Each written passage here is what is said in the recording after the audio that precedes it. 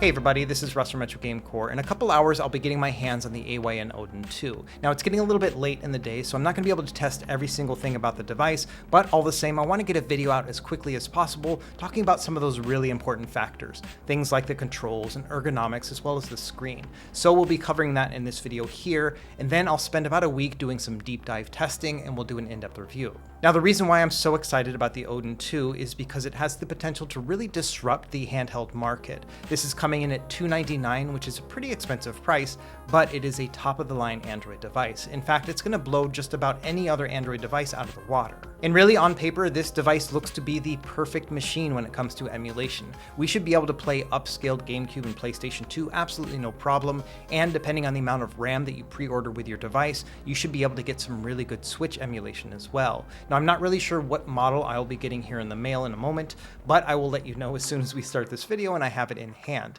Either way, super excited to test this out, and so let's go ahead and jump right in.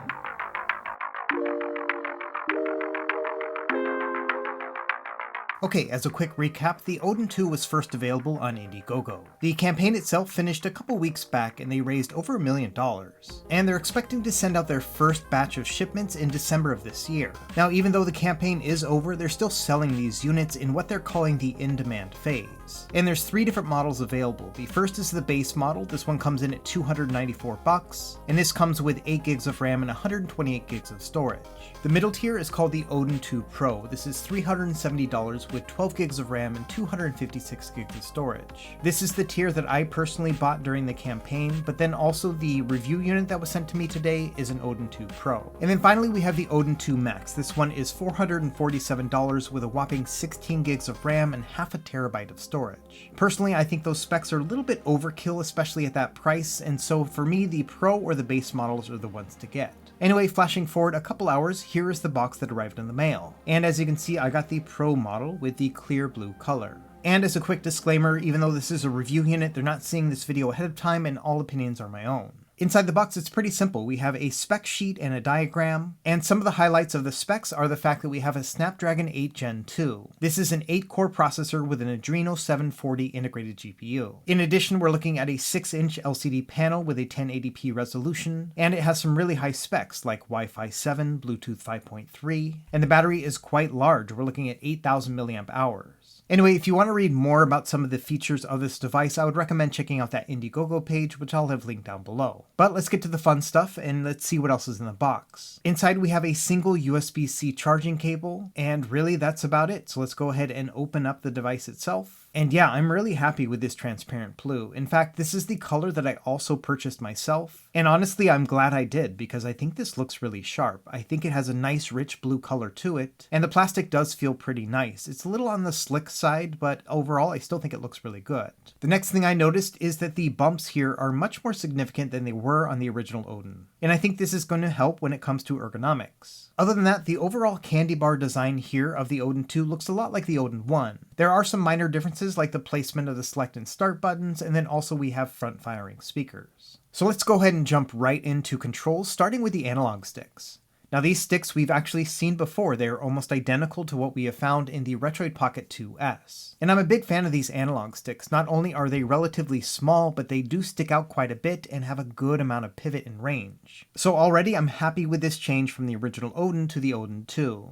Up next we have the D-pad, and thankfully this is basically exactly the same as it was in the original Odin. We've also seen similar D-pads on devices like the Retroid Pocket 2S. And I'm a big fan of this D-pad. It has a soft dome switch connection, and it gives a nice tactile feedback when you press on it, and so it makes it feel very accurate. The most mainstream D-pad example that I can give is the PS Vita. These two are very similar, although I would say that the Odin D-pad's just a tiny bit tighter, and I actually like that a lot. Next, let's take a look at the menu buttons. Up top we have the select button. This is a micro switch connection, so it's a little bit clicky, but not super loud. And we've got a similar button below that. This is an Android home button.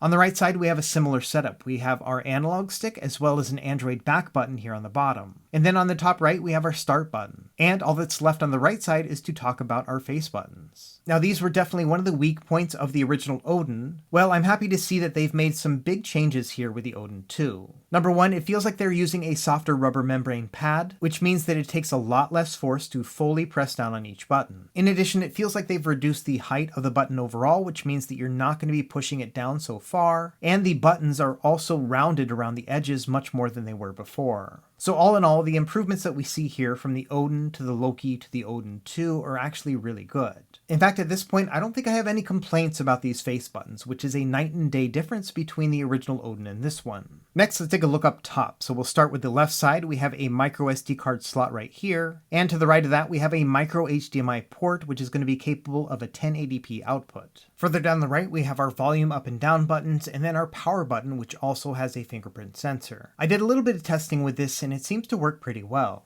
And then finally, in the center of the top, we have our exhaust vent for the fan. Now let's take a look at our shoulder and trigger buttons, starting with the shoulders. Now these feel pretty good. They have a micro switch connection, but some sort of padding is in there as well. So it is pretty easy to press down on them, and they are a little bit clicky, but not loud or hard to press down on. And up next, we have the triggers. Now these are an analog input, which means you'll be able to use these with modern games like when streaming, and it's going to come in handy for certain systems like the Nintendo GameCube. And these also feel really natural. They have a good amount of travel to them and are very satisfying to press down all the way. And I think the overall travel distance here is just about perfect for a more portably minded device. And so yes, no complaints here with either the shoulder or the trigger buttons. Now let's take a look at the back. The first thing you'll probably notice is this large vent here in the center. Now the fan intake is only in one part right here near the middle, and so the rest is probably cosmetic or maybe to allow heat to come from the heatsink and battery. Also on the back we have two M buttons. These are M1 and M2, and these can be programmed, as I'll show later in the software. Not a lot going on the bottom other than a USB-C port, which is also capable of DisplayPort out at 4K 60 Hz. And then of course a 3.5mm headphone jack.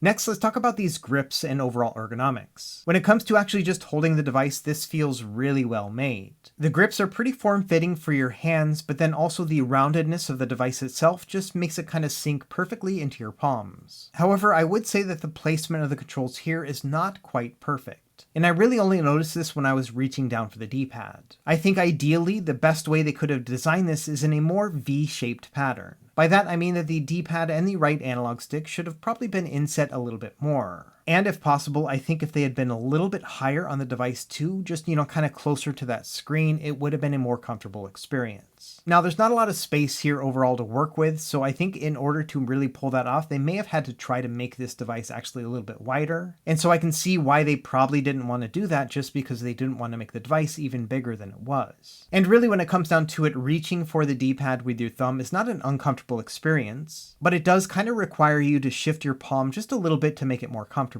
On the right side, the right analog stick does get a little bit in the way of your thumb when you're pressing on the face buttons, but because the analog sticks don't stick out a ton, it's really not that invasive. All that's to say is that this is a very comfortable device, and I really enjoyed playing it, at least in the time that I was doing this testing. However, at least in my first impressions, I do think there is a little bit of room for improvement. Next, I want to talk about some size comparisons. We'll start with the original Odin versus the Odin 2. And you can see there's not a huge size difference. In fact, the Odin 1 has the exact same screen as the Odin 2. However, you can't really see the main difference between the two right here in this shot, and that is that the Odin 2 is quite a bit thicker because of those larger ergonomic grips. As an example, you can see at the thickest point it's 25.5mm for the Odin 1, but for the Odin 2 it's just a hair over 32mm. So that is quite a big difference. Now, to give you an idea of the overall size of the Odin 2, let's just throw a bunch of different devices at it in case you know what one of these are going to be. We'll start with the original PSP. You can see that it is much smaller, and same thing with the 5-inch screen on the PS Vita. And you can also see it's a little bit larger than the Nintendo Switch Lite. Now, in comparison to other Android-based retro handhelds, we'll start with the Anbernic RG405M. This one is a completely different demographic in the fact that it has a 4-inch screen and is much more pocketable. Another similar device is the Retroid Pocket 3 Plus. This one has a widescreen aspect ratio, so it's a little bit bigger, but all the same you can see it is quite small compared to the Odin 2. Moving along to more powerful Android devices, here's the Pimax Portal. We also have some wider Android devices like the GPD XP Plus, you can see this is wider than the Odin 2, but not quite as tall. And it's a similar story with the Razer Edge, another widescreen Android device. Really, the only Android-based device I have that is larger than the Odin 2 is the Logitech G Cloud. And this one has a much larger screen, it's 7 inches altogether, and this one is more ergonomically minded, which means that the sides of the device are also larger. Now, I didn't have the AYN Pocket Air with me, which is another powerful Android-based device, but I do have the AYN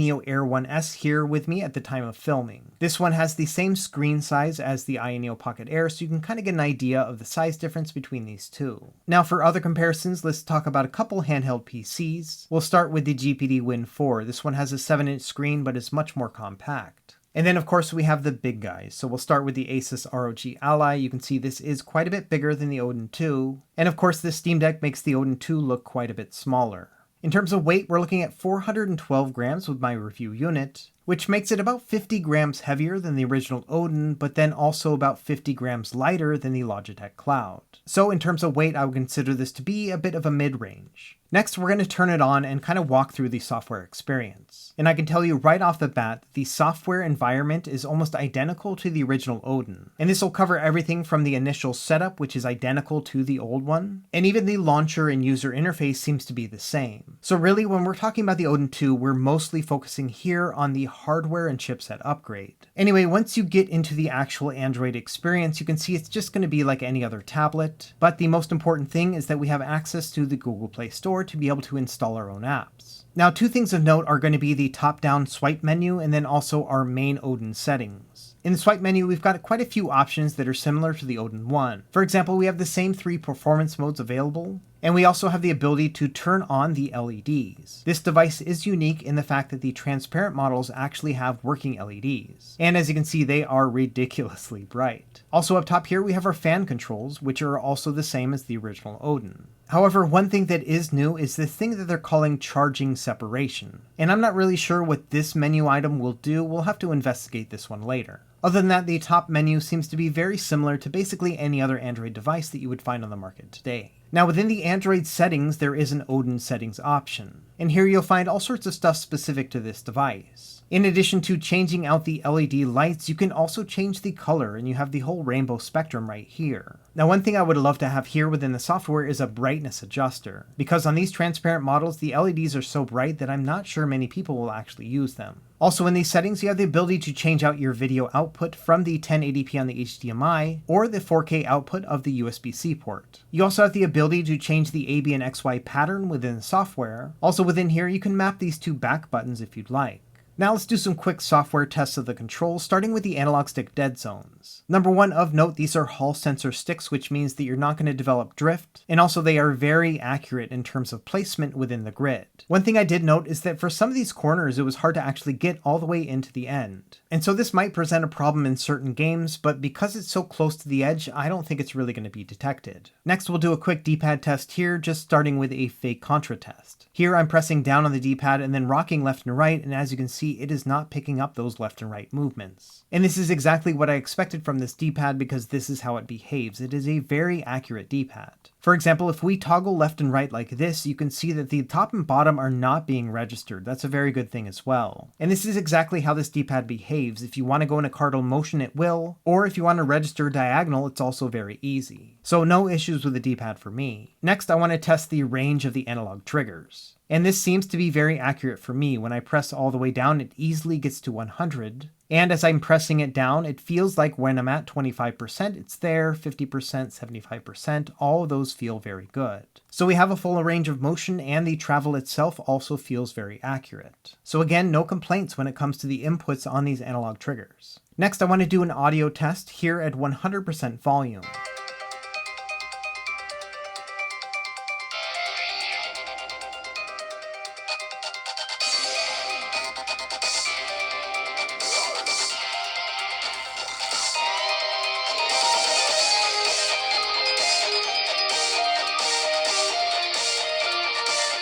And I think this sounds great. I can clearly hear both the highs and lows. It's not super bassy, but none of these handhelds really are. In addition, these are giving a nice, pleasant stereo mix. And of course, I love the fact that they are front firing, which means that you don't have to turn it up super loud to be able to hear everything, and it's going to be nice and crisp. Now, one concern I had about the speakers was their placement. I was worried that my palms were actually going to cover them and muffle the sound. But it turns out that for at least my medium-sized hands, I'm not covering it up at all, and so there's no compromise when it comes to that audio quality. So this is a great mix. We have front-firing speakers that are not being covered by my hands, and they sound great. Next, we're going to take a listen of the fan noise at full speed.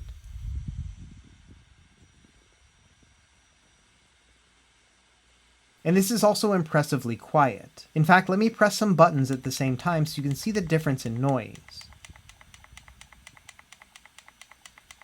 So yeah, no complaints from me when it comes to fan noise either. Next, we'll take a quick look at the screen. I think that the color balance here is very good, and the saturation levels here are basically average. In terms of max brightness, this gets pretty bright, but probably not something you could play in direct sunlight. However, when we try to go to the max dimness, you can see that it is still relatively bright, at least for me. Now with Android 13, there are options to be able to change it to make it even more dim, but at least at first glance, I would say that the range here between brightness and dimness is about average altogether. And just for kicks, I'm going to turn on the LED lights so you can see just how bright they are in a darker environment. So yes, I do hope that they have a software brightness adjustment for these LEDs sometime in the future. Anyway, that's just a quick look at the screen. One other thing I want to test, at least in this video, is the amount of light bleed. And again, with the light off, you can see that there is no light bleed that I can discern. And that's pretty good considering the fact that we have a transparent model, and this is usually something that happens with basically every one. So I think they did a pretty good job with this screen. There's a couple other things I will need to test, like frame timing and input lag, but I'll save that for the in-depth review. Next, let's move over to some preliminary testing. And I'm just going to push it to the harder systems. We're going to start with Sega Saturn. This is running the Beetle core, which is the most accurate and hardest core to run. And we're also running a CRT shader to be able to tax the system even more. However, as you can see, with two of some of the hardest games to play on Saturn, they are playing at full speed.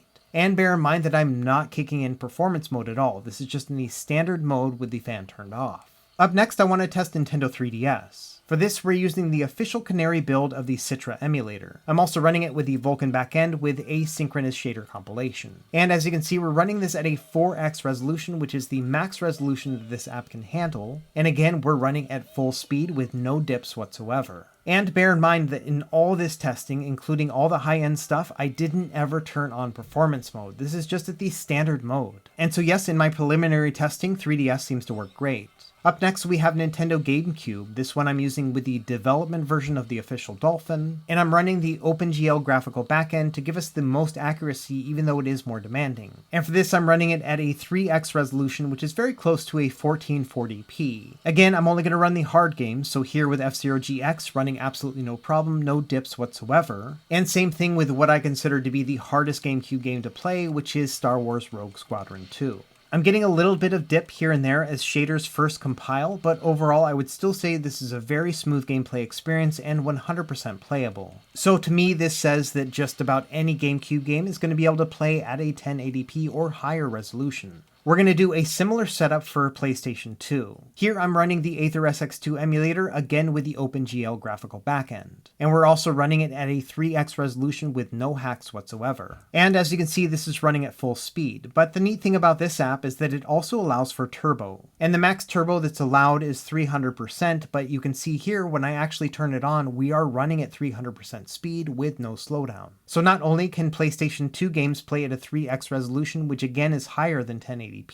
but they can also run at a 300% speed as well. Same thing with Dragon Quest VIII, we can play this game at a 3x resolution and 3x speed. So again, when it comes down to it, I think this is going to also play PlayStation 2 games, basically anything you can throw at it at a 3x resolution. So if you are looking for a device that's just a one and done plug and play experience when it comes to both GameCube and PS2, I think the Odin 2 is the first device we've had available on the market that's going to be under $300. This is pretty exciting. Finally, let's do a little bit of a Nintendo Switch emulation testing. For this, I'm using the early access build of Yuzu from the Google Play Store, and I'm using custom GPU drivers that are available within the Yuzu Discord. In addition, I'm also kicking things up a notch by playing these games in docked mode instead of handheld mode. And as you can see, when it comes to more lightweight games like Hollow Knight, absolutely no issue. And even when I'm playing something a little bit more heavyweight like Octopath Traveler. When it comes down to it, I think that compatibility will probably be your biggest hiccup when it comes to Nintendo Switch emulation on Android. And that's because the development on this emulator is still a bit of a work in progress. However, I did find that the games that work on it work well. Another example is Super Mario 3D World. I love testing this one on Android in particular, because this game is split into two different versions. The Super Mario 3D World, as you can see here, even in docked mode, is playing at full speed. And for me, this is a good indicator of about middleweight Nintendo Switch emulation. However, the other half of this game is Bowser's Fury. This one is a lot harder to run. But you can see here that even when running in docked mode, it is playing really well. I would get a slowdown here and there during shader compilation, but again, that was kind of few and far between. So at least, yes, in my first testing here with Nintendo Switch emulation, this is really exceeding my expectations. Now, I'm not sure how much those 12 gigs of RAM are contributing to this performance, and so I can't really guarantee that the 8GB base model will give you these same results. Either way, it's pretty exciting to see Nintendo Switch emulation working so well, and this is definitely something I will focus on in my in-depth review coming out in the next week or so. Anyway, that's really about it for my first look at the AYN Odin 2. Number one thing here is that I wanted to verify that the controls and ergonomics were going to work fine, and at least in my first impressions, yeah, I'm more than happy. I have no deal breakers whatsoever with this machine.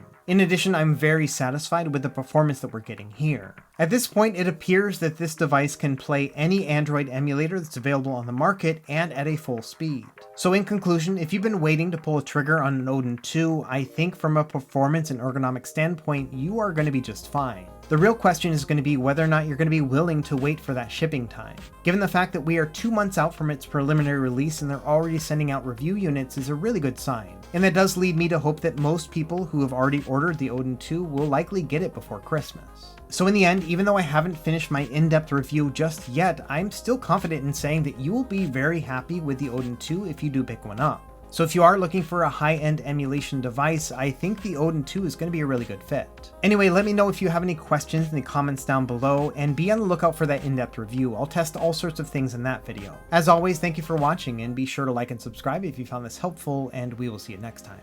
Happy gaming.